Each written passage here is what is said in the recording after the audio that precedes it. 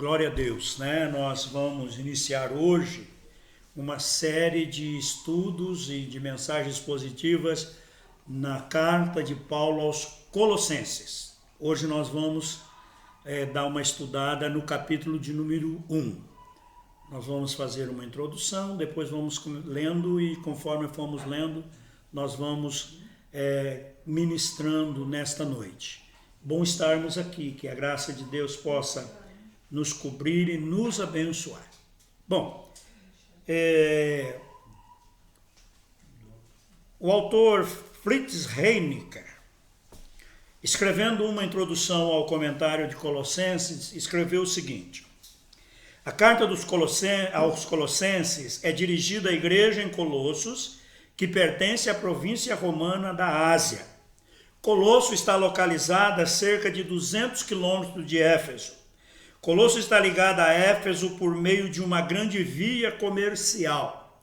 A fertilidade do vale dos rios Lico e Meandro, o tráfego comercial muito ativo e uma florescente tecelagem geravam prosperidade e despertavam o espírito comercial e empresarial.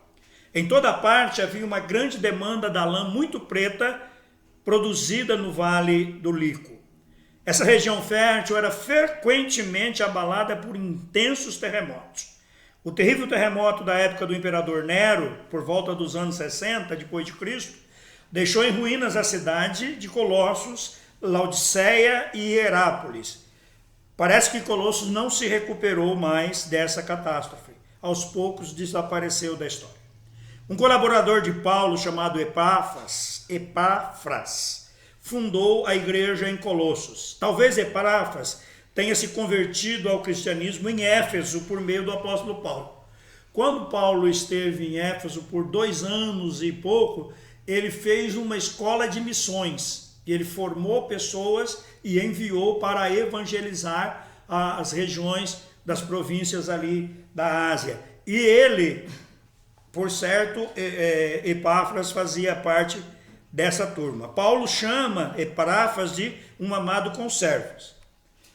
As outras igrejas ali nas cidades vizinhas, né, Laodiceia e Hierápolis, também foram provavelmente fundadas por Epáfras. Quando Paulo se encontrava no cativeiro romano, Epáfras levou notícia da igreja de Colossos para o apóstolo e falou do amor que eles tinham por Paulo, apesar de Paulo nunca ter ido lá.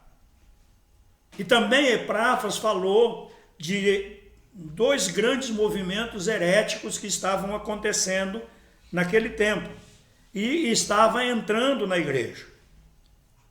Então Paulo começa a escrever essa carta e nessa carta ele vai mostrar o contraponto àquelas grandes heresias. Como outras cartas que Paulo escreveu na prisão, essa também foi escrita quando Paulo estava preso em Roma. Nós estudamos Éfeso agora há poucos dias e vimos que Paulo escreveu da cela, quando estava preso.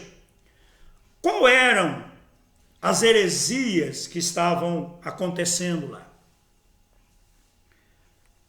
Paulo fala muito sobre preceitos alimentares, do cumprimento de jejum, de lua nova e de sábados.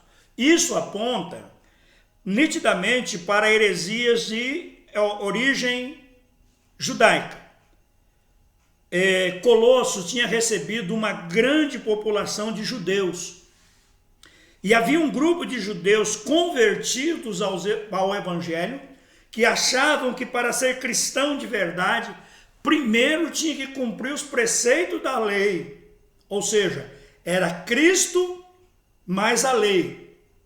Então, não havia uma mudança de pacto, de aliança. Eles colocavam Cristo e a lei no mesmo lado. Então, para ser santo, precisava guardar o sábado. Para ser santo, precisava guardar as festas, guardar a solenidade de lua nova. Precisava deixar de comer certos alimentos e assim por diante.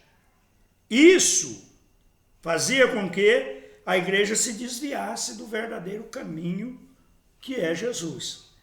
Uma outra coisa que acontecia lá também é que havia um grupo de gnósticos. O que é o gnosticismo? O gnosticismo se define como uma filosofia, um pensamento humano.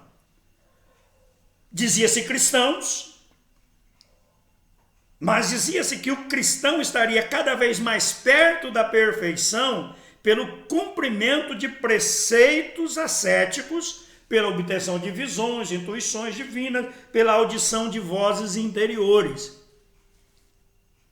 Isso aqui é uma das coisas que nós sofremos também, muitos anos, com a questão de usos e costumes exagerados nas igrejas. Que a pessoa, ela tinha, na igreja tinha uma série de costumes e de ordenanças que faziam com que as pessoas achassem que elas eram santas porque elas não faziam aquilo que era proibido. E muitas vezes elas não faziam nada do que era proibido, mas deixavam de fazer o que era a ordenança de Cristo, que era amar o próximo, que era viver em comunhão com Deus. Ao invés de buscar redenção exclusivamente em Cristo, os hereges cultuavam a autossalvação encoberta. Então a pessoa lutava, ela batalhava pela sua salvação. Então não era Cristo somente, era Cristo mais o esforço humano. Eles não queriam romper com Jesus. Eles queriam Jesus mais. Como a gente tem visto em grandes escalas, por muitos anos vem acontecendo isso. Pessoas que se julgam ter um grande conhecimento e que colocam esses conhecimentos humanos e essas práticas humanas dentro da igreja. Uma outra coisa que eles diziam é que se os espíritos e anjos e os elementos da natureza foram criados por Deus, por que ia excluir isso da salvação? Então, nós temos muito isso, nós vivemos ainda isso hoje, tem muita gente pregando o poder dos anjos, tem muita gente cultuando demônios em vez de Deus nas igrejas. As tradições humanas, elas têm entrado nas igrejas, e lá Paulo enfrentou isso. A resposta de Paulo a essas heresias, que sempre revelavam o coração humano real, o intuito de querer aperfeiçoar a obra redentora de Cristo, e através de esforços, foi o seguinte: a extraordinária dignidade divina e glória na pessoa de Jesus Cristo. Explicita-se a sua eterna superioridade pré- e supramundana, antes e acima das coisas mundanas, como também acima de todos os anjos e de todas a criatura. Vai falar que a plenitude habita nele, que ele é o Redentor e é o cabeça da igreja. Quem reconhece Cristo, pensa Paulo, e vive nele, não precisa da sabedoria humana para a salvação. Por quê? Porque ele conhece os tesouros ocultos de Deus. Então, para a nossa salvação, o que nós precisamos é da revelação do Senhor Jesus, que foi revelado. Agora nós vamos iniciar a leitura da carta aos Colossenses. Nós vamos pegar o capítulo 1, são 29 versículos. Eu vou fazer uma leitura um pouco diferenciada da que os irmãos têm aí. Vocês vão me acompanhar, mas às vezes eu vou parar na metade de um versículo, vou emendar outro, porque eu dividi assim os blocos para nós vermos uns assuntos aqui. A primeira parte, que fala das saudações, no versículo 1 diz assim: Paulo, apóstolo de Cristo Jesus, pela vontade de Deus, e o irmão Timóteo, aos santos e fiéis irmãos em Cristo que estão em Colossos, que a graça e a paz de Deus, nosso Pai, estejam com vocês. É interessante que normalmente esse é o cabeçalho das cartas de Paulo, é a saudação. Ele diz que ele é apóstolo, ou seja, ele é enviado de Cristo, mas que ele não foi enviado porque ele quis ir. Ele foi enviado porque Deus quis. Ele foi enviado de acordo com a vontade de Deus. E aqui ele diz que Timóteo está junto com ele. Timóteo é um jovem que era discípulo de Paulo e andava com Paulo e depois se tornou pastor na igreja de Éfeso. Na época que Paulo escreveu as duas cartas a Timóteo, ele estava pastoreando a igreja de Éfeso. E aí uma outra coisa que também ele fala muito, é que ele está escrevendo não para pecadores que foram redimidos pelo sangue de Jesus. Ele não fala de pecadores, ele fala de santos. Por quê? Porque uma vez que você foi redimido, você deixou de ser pecador. Porque o seu pecado foi lavado, foi extinto, foi jogado fora pelo poder do sangue de Cristo, pelo poder da morte e ressurreição de Jesus. Então, quando Paulo olha para a igreja, quando Paulo olha para os fiéis, ele diz assim: eu estou escrevendo para os santos e fiéis, pessoas que foram renascidas em Cristo Jesus. Eu não estou escrevendo para pecadores. Nós temos que aprender a viver uma vida de santidade como santos que nós somos, não porque nós somos os puros, porque nós não cometemos erros, mas nós somos santos porque a graça de Deus nos alcançou em Cristo Jesus. E aí ele vai dizer que ele deseja que a paz e a graça de Deus esteja sobre a igreja. E aí ele começa também um bloco de oração pela igreja. Ele fala muito isso nas cartas que eles escrevem. Pois ora, veja lá. Damos sempre graças a Deus, Pai de nosso Senhor Jesus Cristo, quando oramos por vocês, desde que ouvimos da fé que vocês têm em Cristo Jesus e do amor que vocês têm por todos os santos, por causa da esperança que está guardada para vocês nos céus. Dessa esperança, vocês ouviram falar anteriormente por meio da palavra da verdade do Evangelho, que chegou até vocês. E esse Evangelho está produzindo fruto e crescendo em todo o mundo, assim como acontece entre vocês, desde o dia em que ouviram e entenderam a graça de Deus. Aqui nessa oração, é uma oração que nós precisamos ver algumas motivações de Paulo tremendo. Ele diz que quando ele ouviu a respeito da fé em Cristo, ou seja, que as pessoas receberam o Evangelho e passaram a viver a fé em Cristo. E quando ele ouviu do amor que essas pessoas tinham para com os outros santos, para com os outros crentes, ele ficou maravilhado. E ele disse: olha, eu estou orando por vocês porque é maravilhoso isso, eu quero orar para que isso permaneça. Mas ele fala uma outra coisa muito interessante.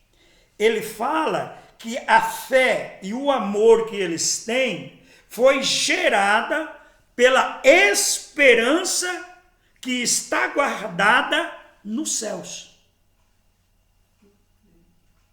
Ou seja, uma nova vida eterna na pessoa do Senhor Jesus Cristo.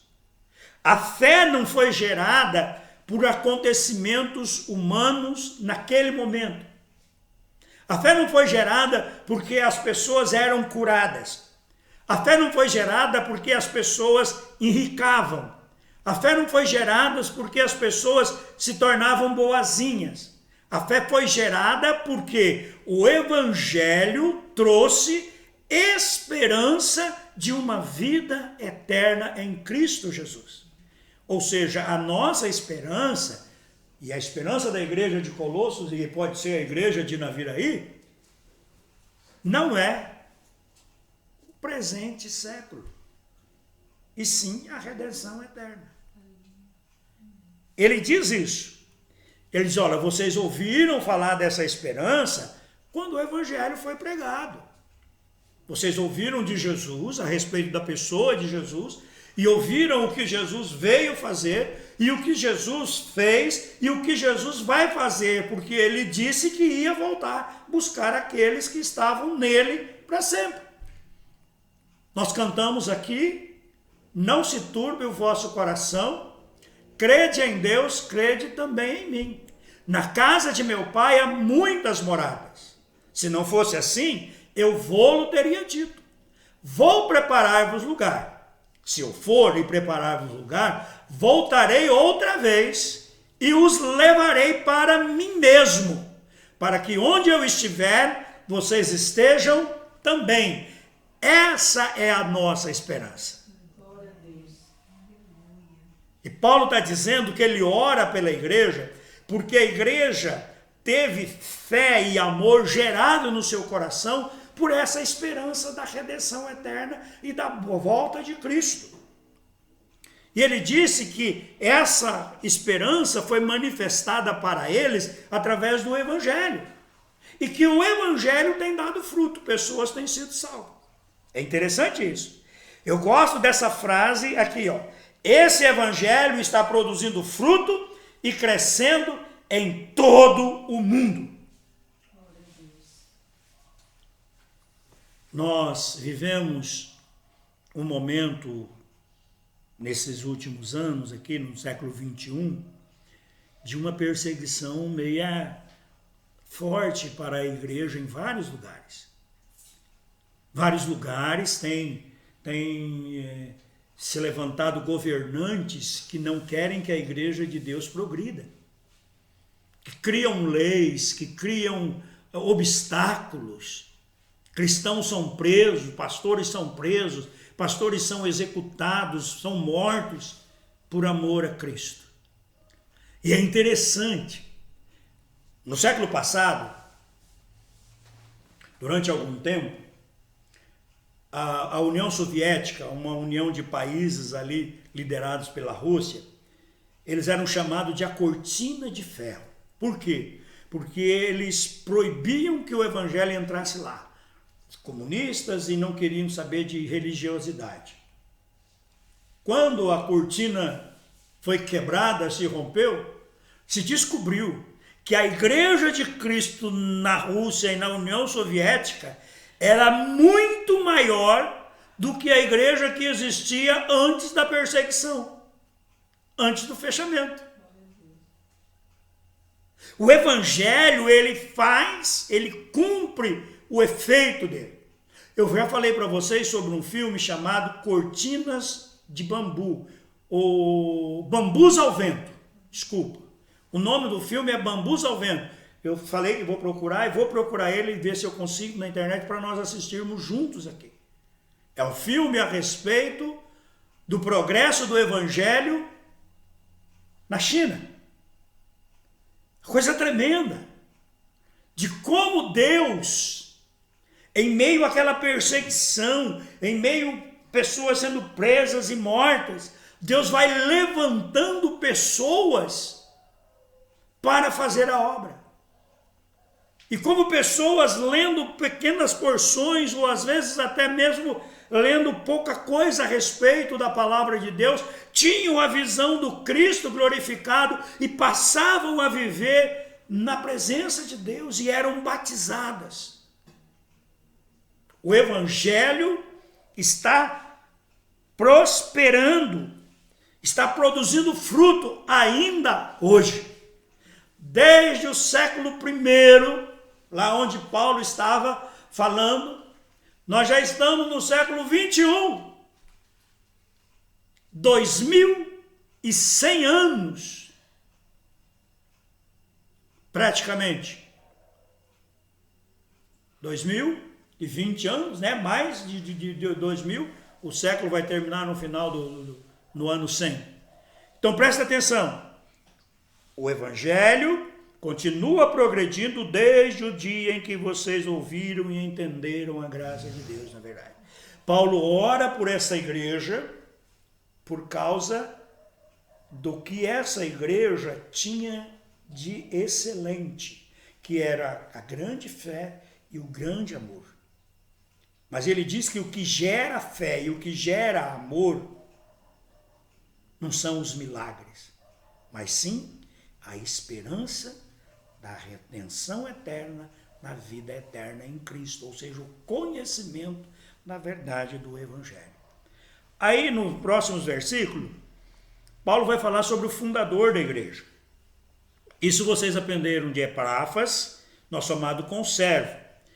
E em relação a vocês, fiel ministro de Cristo, o qual também nos contou do amor que vocês têm no Espírito. Aqui nós já falamos que Epáfras muito provavelmente se converteu no tempo que Paulo estava em Éfeso, e ele foi um dos que foram treinados na escola missionária de Éfeso. E ele fundou algumas igrejas ali perto. Nós já falamos que de Éfeso até Colossos são cerca de 200 quilômetros. Para nós é pertinho, né? Mas para eles era longe para dedéu, porque eles andavam a pé ou a cavalo. A maioria do tempo era a pé. No pezito ou mais. Então era 4, 5 dias de viagem para poder sair de uma cidade para outra.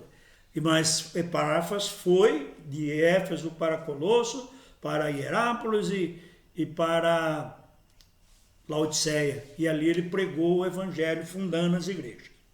E Paulo continua falando sobre motivo de oração. Aqui, ó. Por esta razão também nós, desde o dia em que soubemos disso, soubemos que eles amavam, eles eram cheios do amor de Deus, ele não para de orar. Agora Paulo vai falar não dos motivos pelos quais ele foi chamado à oração, mas ele vai falar do que ele pede a Deus para a igreja. Ou seja, não deixamos de orar por vocês e de pedir que transbordem no pleno conhecimento da vontade de Deus em toda sabedoria e entendimento espiritual. Veja, Paulo tinha ouvido do grande amor que aquela igreja tinha, mas tinha ouvido também que a igreja estava sendo atacada por judaizantes e por gnósticos. Tinham pessoas que estavam sendo influenciadas e tentando influenciar outras pessoas a voltar a seguir a lei, e andando com Jesus, mas seguindo a lei, e tinham pessoas que estavam dizendo que o conhecimento, as sabedorias humanas precisavam ser aderidas à igreja para que a igreja pudesse crescer. Aí Paulo diz, olha, eu peço a Deus que vocês conheçam a vontade de Deus, que vocês sejam cheios, sejam plenos da vontade de Deus. Qual é a vontade de Deus?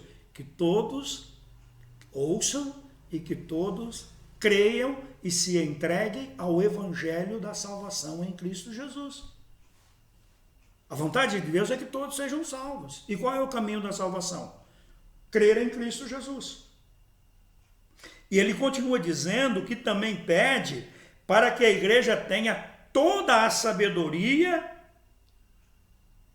mas não a sabedoria mundana, não a sabedoria e entendimento mundano, sabedoria e entendimento espiritual. Sabedoria e conhecimento são duas coisas que se confundem no nosso vocabulário. Porque, por exemplo, uma pessoa que tem grande conhecimento, uma pessoa que sabe tudo, sabe plantar, sabe colher, sabe construir, sabe destruir, sabe fazer as coisas, a gente acha assim, ele sabe muito, ele estudou muito, ele é um cara que tem aí 3 doutorados. Ter um doutorado, uma formação de doutorado, não dá à pessoa a condição de sabedoria, dá a condição da pessoa ter grande conhecimento. O que é a sabedoria? A sabedoria é a capacidade de aplicar aquele conhecimento para boas coisas. Está entendendo? Por exemplo, a irmã Teresa, ela é cozinheira lá na creche. A irmã Teresa tem lá na casa dela várias enciclopédias de culinária.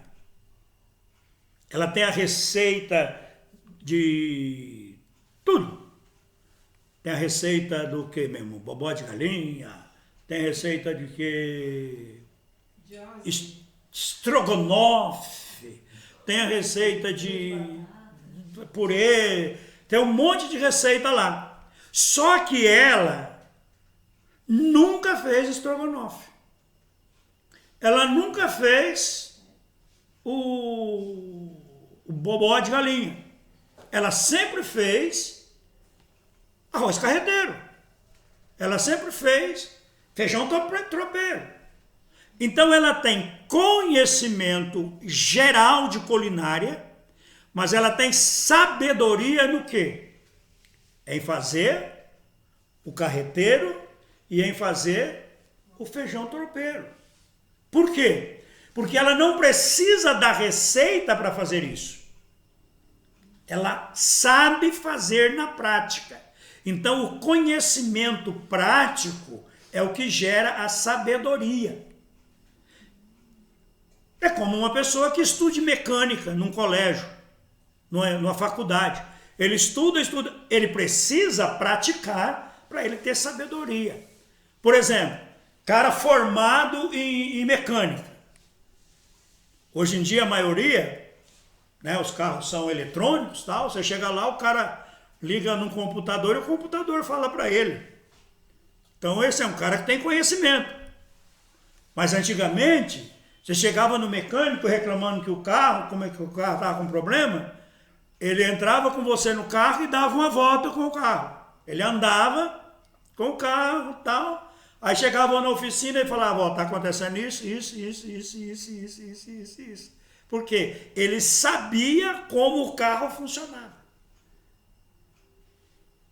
Ele sabia como o carro funcionava. Ele sabia que se o motor estivesse fazendo assim, era tal coisa. Ele sabia que se o barulho fosse assim, ou era no motor, ou era na porta, ou era não sei aonde. Então ele entendia daquela situação toda e ele tinha uma sabedoria mecânica de que ele não dependia de auxílio manual de outras pessoas. Ele sabia fazer.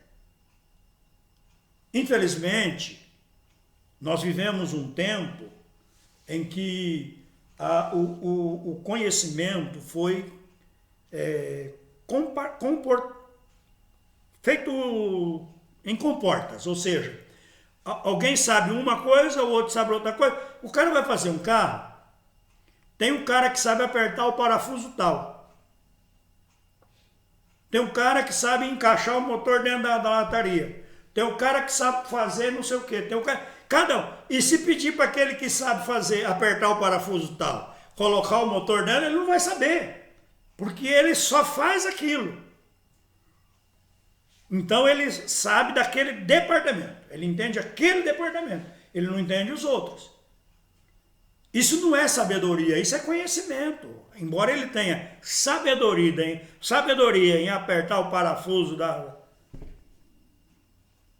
porca tal, ele não tem uma sabedoria do carro. Então, conhecimento é uma coisa e sabedoria é o conhecimento na prática. E Paulo diz assim, vocês precisam conhecer a vontade de Deus, eu oro para que vocês conheçam a vontade de Deus e que tenham sabedoria, ou seja, eu oro para que vocês tenham conhecimento da vontade de Deus e pratiquem a vontade de Deus com o entendimento espiritual. Amém? Da agora para frente, ele vai dizer o seguinte, qual o resultado do conhecimento prático da vontade de Deus? Diz Paulo, dessa maneira, ou seja, com conhecimento e sabedoria espiritual, poderão viver de modo digno do Senhor. Você vai viver de modo digno do Senhor, para o seu inteiro agrado, frutificando em toda boa obra e crescendo no conhecimento de Deus.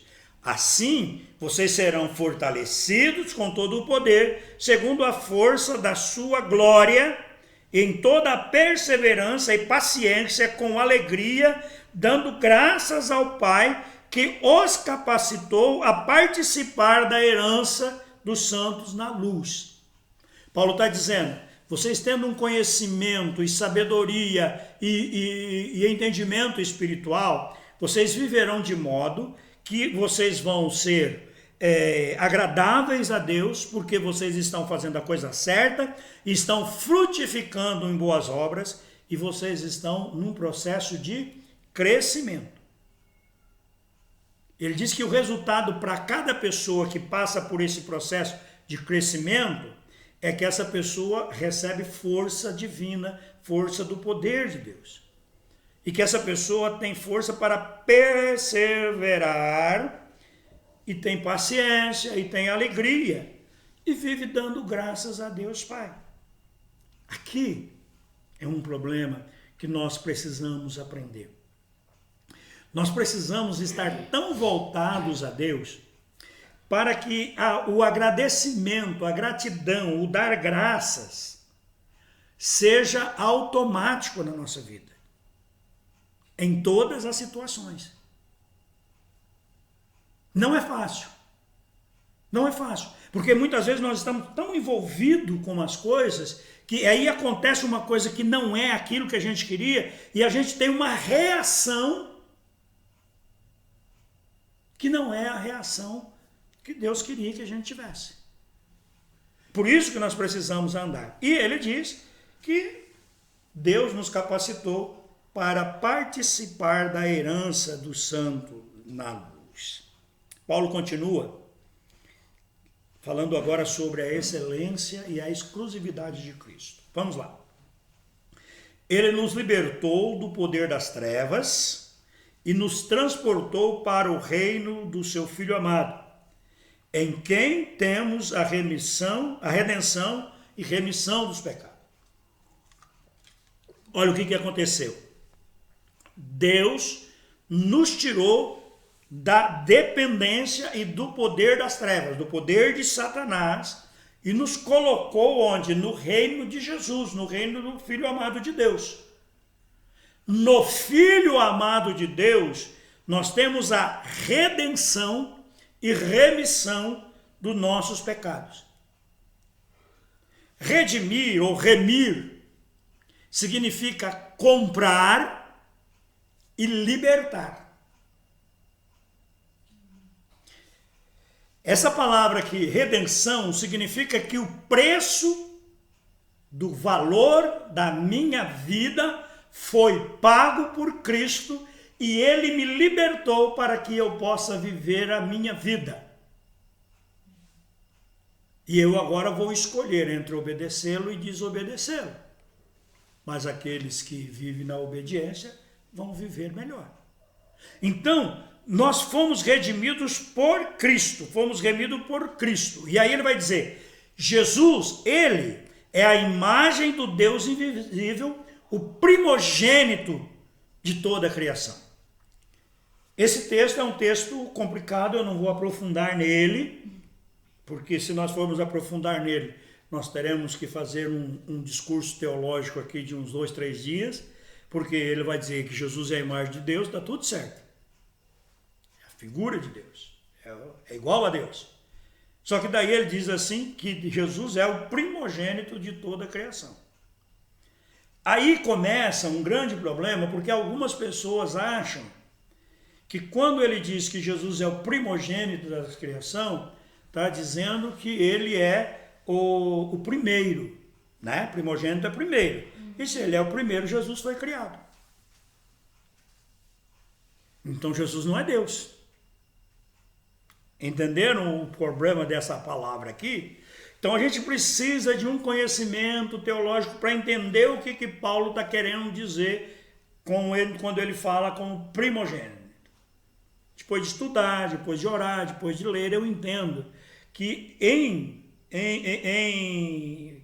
no meu entendimento, essa palavra poderia ser trocado, que poderia ser, ele é o principal sobre a criação. Deus ama a criação, mas o principal para Deus é o seu Filho. E no seu Filho ele fez todas as coisas. Ou seja, ele teve que se tornar um ser humano. Ele teve que participar da criação. Embora ele seja incriado, ele seja Deus, ele renunciou e nasceu. Então ele é o principal personagem, ele é o primogênito de uma geração santa, de um povo santo que foi criado nele. Pois nele, diz Paulo, foram criadas todas as coisas, nos céus, sobre a terra, as visíveis e as invisíveis. Paulo está falando aqui dessa dimensão que nós estamos vendo. Os céus aqui não é os céus onde mora Deus, é o céu que nós estamos vendo, esse espaço entre no universo aqui, o universo, né? E a terra. Foi criado por Deus em Cristo. Cristo é a base da fundação das coisas. E aí fala da dimensão espiritual. Quando ele fala da dimensão espiritual, ele fala dos tronos, soberanias, principados, potestades. O que ele está falando aqui? Ele está falando dos anjos e dos demônios. Ele está dizendo que em Cristo tudo, tanto as criações terrestres, como as criações espirituais, existem em Cristo. Ele é antes de todas as coisas, ou seja, antes da criação. Por isso que quando fala primogênito lá, a gente tem que tomar cuidado. Porque ele é antes de todas as coisas. Antes de existir qualquer coisa, ele existe. E é nele que subsiste todas as coisas. Ele é cabeça da igreja. Ele é o cabeça do corpo, que é a igreja. Ele é o princípio da igreja. Ele é a primeira, ele é a pedra angular. Ele é o primogênito, ou seja, o primeiro que ressurgiu dos mortos, no sentido da salvação eterna, da vida eterna, para ter a primazia em todas as coisas. Porque Deus achou por bem que nele residisse toda a plenitude, e que, havendo feito a paz pelo sangue da sua cruz, por meio dele reconciliasse consigo mesmo todas as coisas sobre a terra, quer nos céus. Ele está dizendo que o mundo, a criação, entrou em rebelião contra Deus. Houve um divórcio, houve uma separação entre Deus e a criação, com o pecado de Satanás e com o pecado de Adão. Toda a criação se separou de Deus. Mas Deus quis que em Cristo tudo isso viesse sobre Cristo e houvesse uma reconciliação. Ele fez a paz entre nós e Deus. Ele continua dizendo: e vocês que no passado eram estranhos e inimigos no entendimento pelas obras más que praticavam. Quem eram os irmãos da igreja de Colossos antes do Evangelho? Inimigos de Deus, estranhos ao mover e à aliança de Deus. Eles não eram um grupo de pessoas que simplesmente trocaram de religião. Eles estavam perdidos, como nós também. Quem nós éramos antes de receber a Jesus? Inimigos de Deus, separados de Deus, condenados à ira de Deus. Quem são os irmãos depois do Evangelho? Agora, porém, ele, Cristo, nos reconciliou no corpo da sua carne, ou seja, nos trouxe para Deus, mediante a sua morte, para apresentá-los diante de Deus santo e inculpáveis e irrepreensíveis. Jesus nos fez santos, inculpáveis e irrepreensíveis. A vida de Cristo na nossa vida nos faz isso. Se é que vocês permanecem na fé, alicerçados e firmes, não se deixando afastar da esperança do evangelho que vocês ouviram e que foi pregado a toda criatura debaixo do céu, do qual eu, Paulo, me tornei ministro. Olha bem o que Paulo está dizendo. Se vocês permanecerem firmes e não perderem, não se afastarem da esperança. Qual esperança? O anseio pela volta de Cristo. Vocês estão firmes e vão ser apresentados santos, inculpáveis e irrepreensíveis. Depois Paulo reafirma o seu chamado. Ele vai dizer: agora me alegro nos meus sofrimentos por vocês e preencho o que resta das aflições de Cristo na minha carne, a favor do seu corpo, que é a igreja, da qual me tornei ministro, de acordo com a dispensação da parte de Deus, que me foi confiada em favor de vocês, para dar pleno cumprimento à palavra de Deus, o mistério que estava escondido durante séculos e gerações, mas que agora foi manifestado aos seus santos. A esse Deus quis dar a conhecer a riqueza da glória deste ministério entre os gentios, que é Cristo em vocês, a esperança da glória. Esse Cristo nós anunciamos, advertindo a todos, ensinando a cada um em toda sabedoria, a fim de que apresentemos cada pessoa perfeita em Cristo, e para que esse fim que eu me empenho, esforçando-me o mais possível, segundo o poder de Cristo, que opera poderosamente em mim. Tem uma coisa interessante aqui. Ele diz assim: eu me alegro no que eu sofro por vocês e preencho as aflições de Cristo. Lembra que os gnósticos e os judeus diziam que precisavam de mais coisas para que a igreja fosse aperfeiçoada? Eu disse isso. O que Paulo está dizendo? Aqui Paulo está tirando um sarro para ele. Paulo está dizendo que o que nós podemos fazer e para preencher é se doar. Nós não temos que arrumar conhecimentos e fazer outras coisas. É se doar ao evangelho. Eu me alegro nos sofrimentos de pregar o evangelho, de anunciar o evangelho. Eu estou preso, dizer. Prestes a morrer, porque eu preguei para vocês. Porque eu enfrentei os imperadores, porque eu enfrentei. Esse é o que resta para nós. Não existe nada que Cristo não tenha feito. O que sobra para nós é viver a vida na esperança. E aí ele diz isso: Deus revelou a nós, a igreja, o grande mistério para os gentios. Porque antes de Cristo, os judeus recebiam remissão através da prática da lei, e para ser remido precisava deixar de ser brasileiro e se tornar judeu. Através de ritos, através de renúncias, através de práticas. Só que para os gentios, Deus tem um mistério para nós. E qual é esse mistério? Cristo em vós. Como assim?